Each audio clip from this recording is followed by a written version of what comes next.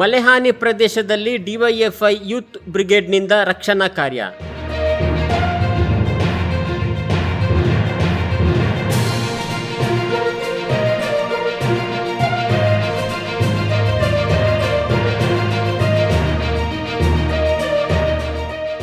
ತೀವ್ರ ಮಳೆಯಿಂದ ಜನಜೀವನ ಅಸ್ತವ್ಯಸ್ತಗೊಂಡ ಜೋಡುಕಲ್ಲು, ಕನ್ನಟ್ಟಿಪಾರೆ, ಉಪ್ಪಳ, ಪೆರಿಂಗಡಿ ಮತ್ತು ಸುಭಾಷ್ ನಗರ ಇತ್ಯಾದಿ ಪ್ರದೇಶಗಳಲ್ಲಿ CPIM Manjeshwar area secretary V Rameshan ಹಾಗೂ ಡಿವೈಎಫ್ಐ ಜಿಲ್ಲಾ ಜೊತೆ ಕಾರ್ಯದರ್ಶಿ ಸಾದಿಕ್ ಚೆರ್ಗೋಳಿ ಇವರ ನೇತೃತ್ವದಲ್ಲಿ ಡಿವೈಎಫ್ಐ ಯೂತ್ ಬ್ರಿಗೇಡ್ನಿಂದ ರಕ್ಷಣಾ ಕಾರ್ಯ ನಡೆಸಿ ಪರಿಸ್ಥಿತಿಯನ್ನು ಸಹಜ ಸ್ಥಿತಿಗೆ ತರುವಲ್ಲಿ ಪ್ರಯತ್ನಪಟ್ಟರು.